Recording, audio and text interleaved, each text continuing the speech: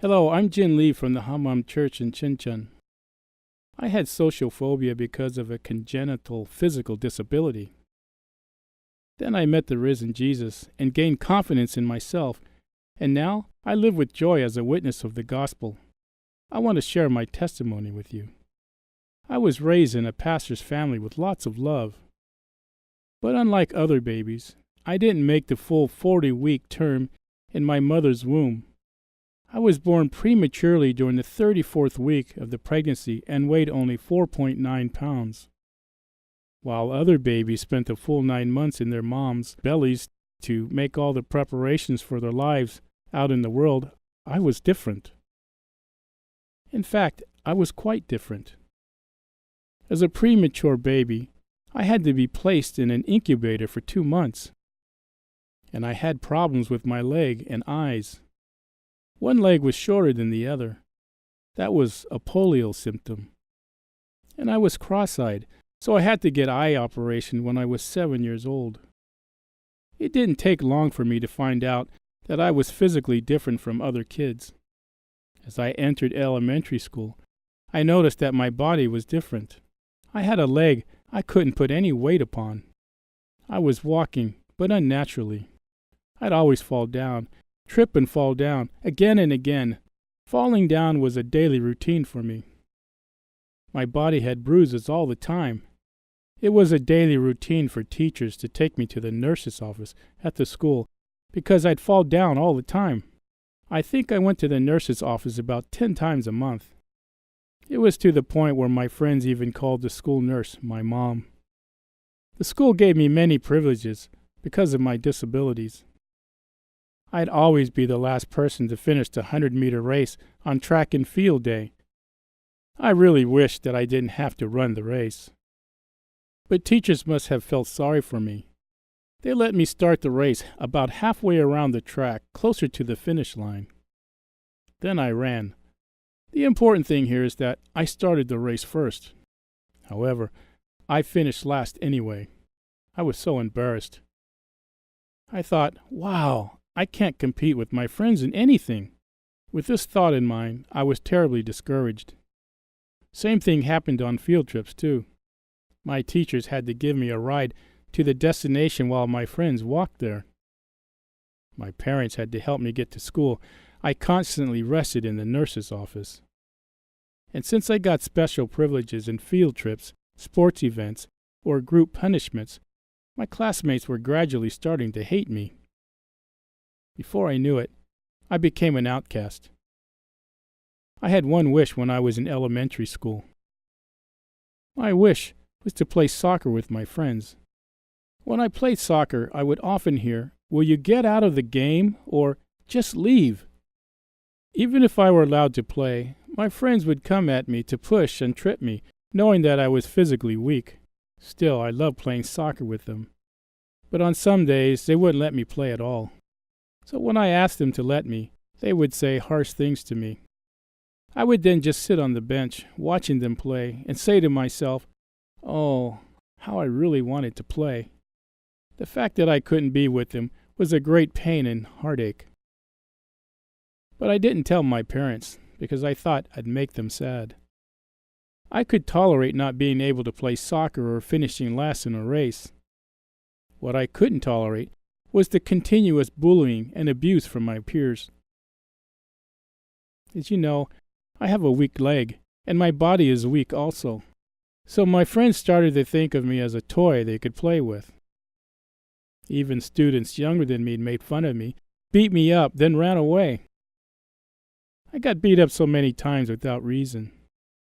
I couldn't tolerate the reality of being treated as a toy and being beaten up by kids younger than me. Why didn't I fight back?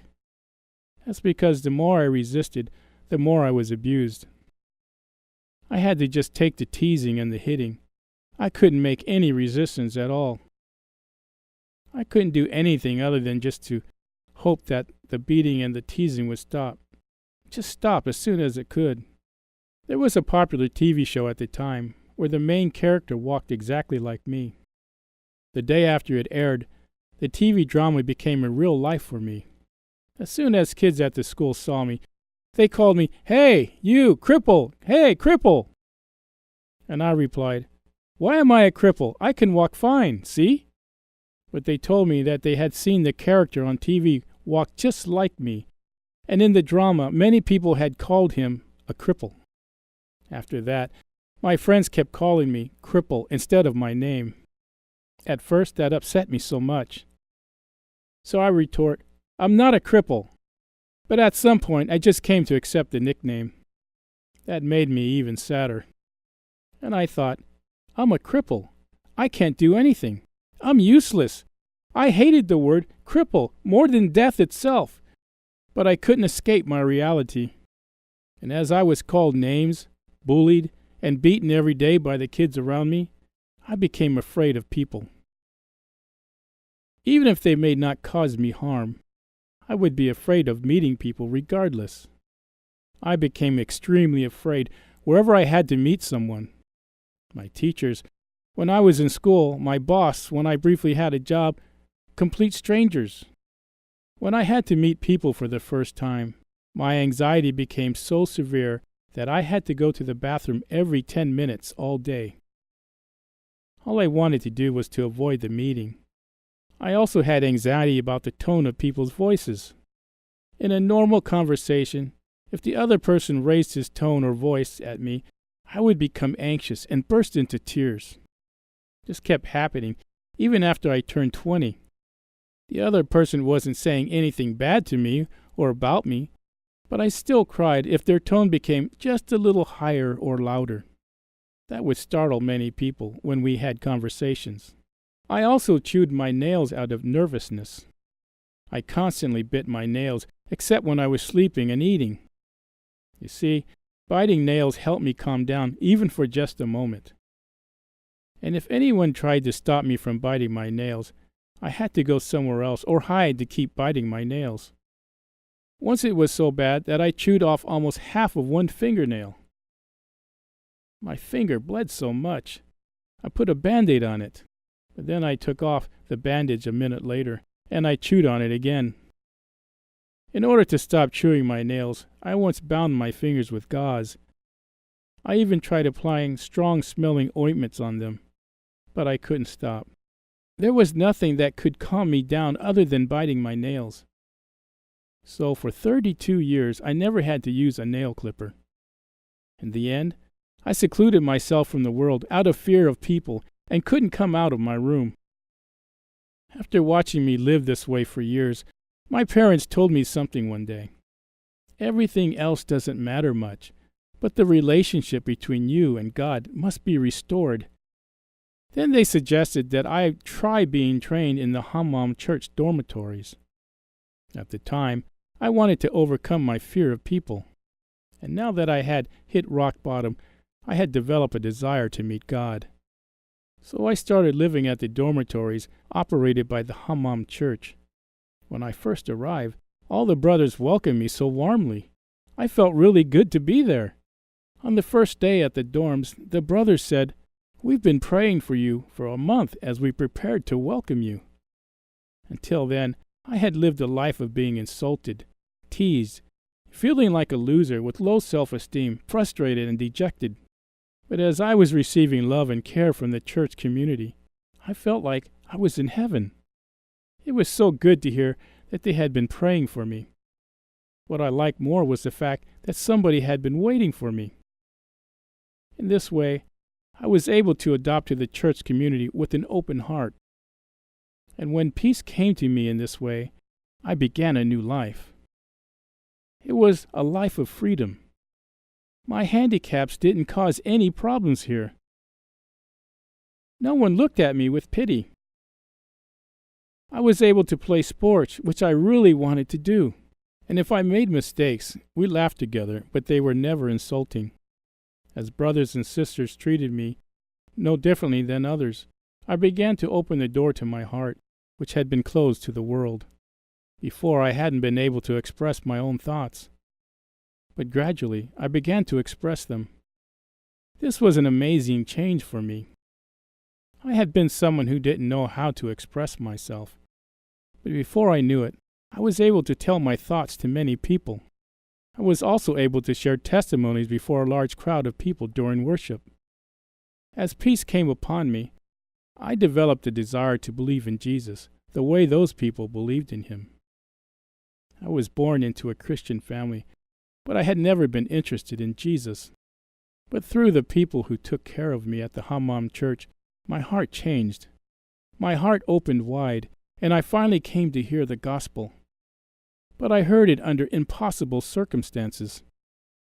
The brother giving the gospel and I were in the middle, surrounded by about 10 other brothers. It was a miracle that I was sitting with all these people at the center of their attention. But during the 2 hours I heard the gospel, I was not panicked or anxious at all. I didn't feel self-conscious under the many gazes either. The brother who was giving the gospel to me asked, "How can you believe in Jesus?" I answered, "I don't know." He told me, "You don't just believe in Jesus, you believe in Jesus through evidence." And he looked up Acts 17:30-31 for me. It said, "He has given proof to all men by raising him from the dead." Amen. All this time, I had tried to prove my faith through my zeal, but he said that you can believe through a certain proof, the resurrection. Of course, I knew the term, resurrection, but it was the first time I heard that I could believe in Jesus through his resurrection. And through Romans 14:9, where it says that Christ died and returned to life so that he might be our Lord. And John 16:9, where it says that sin is not believing in Jesus. I could see the true state of my faith. Sin was believing that myself, not Jesus, was Lord. I realized someone who doesn't believe in Jesus, someone who wants to live life however I want to, that's me. Through the resurrection, I clearly saw that I was my own Lord. And I could see why my life had been so difficult, why I had hated people, why I was filled with anger, why I had wanted to kill people, and why I couldn't do nothing but be disappointed in myself. The reason was because I had been my own Lord. My premature birth was not the cause of my social phobia. The cause was my unbelief in Jesus as my Lord, who had fulfilled everything with the resurrection. I was a person who had suffered because of my weaknesses and how I saw myself. But when it became clear that the fact that Jesus was my Lord was greater than anything in this world, I was no longer ashamed to be seen by others. I became bold. Since my parents knew how I have been before, as they saw the changes in me, they asked me to share the word I had received from God. So I delivered my testimony at the church where my father was the pastor. It was a shock for the congregation to see me at the podium. Standing there, I testified to how I lived my life and what kind of person I was. Then I read John 16:9 and cried. I did not believe in Jesus. I lived for 32 years as my own Lord. But Jesus died and rose back to life and became my Lord, and now I live a new life. Amen. I could never forget the day I preached the gospel so freely and boldly. It was the best day of my life. It was so good to give the gospel to so many people. But moreover, because it was such a certain fact that Jesus was my Lord, a great joy that I had never tasted on this earth came to me. I was a person with social phobia who was afraid of people and avoided them. But now, I confidently meet people and preach the gospel. Once I took the subway with my church friends and openly spoke about my past sufferings and heartache as I proclaimed the resurrection that changed me. No one had pushed me to do this, and I didn't do it in fear or trembling. I had really wanted to witness to everyone the gospel that had changed me, so I did it with great joy. I used to be a person who could not carry on a conversation with others and avoided eye contact all the time. But now I hold my head up high. I sometimes hear that my eye contact is too intense. But most importantly, I found out what the most beautiful things in the world are: people's eyes. I found out for the first time in my life how wonderful it is to have a conversation while making eye contact. My pastor's voice is somewhat louder than other people's. Sometimes it is really loud. When he preaches during the morning, Wednesday, Saturday, and Sunday services, sometimes his voice gets very loud. In the past, I would have burst into tears in fear whenever I heard him. But now, it doesn't matter to me how loud he is. Even when someone walks up to me and screams at me, I'm not affected. I'd probably be able to yell back. One of the things my parents had always wanted to do was to clip my nails. They even once told me, "Grow your nails for just a month, and we'll buy you a new cell phone." What do you think happened? Of course, I couldn't do it. It was just impossible to do with willpower alone. The very first thing that I did for my parents after I received Jesus as my Lord was to grow my nails out and show them. And I sent them this series of text messages. "Mom, I've been growing my nails for a day. Mom, 2 days passed. Mom, 3 days passed." I sent these for a whole week.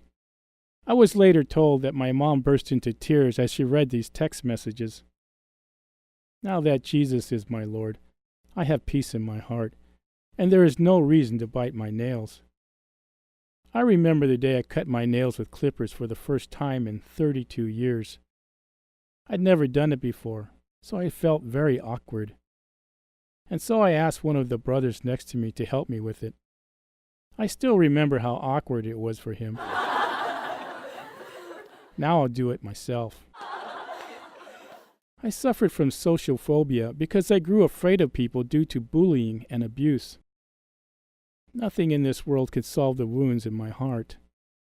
But since Jesus became my Lord, I live a life of joy and freedom that no one else in this world knows.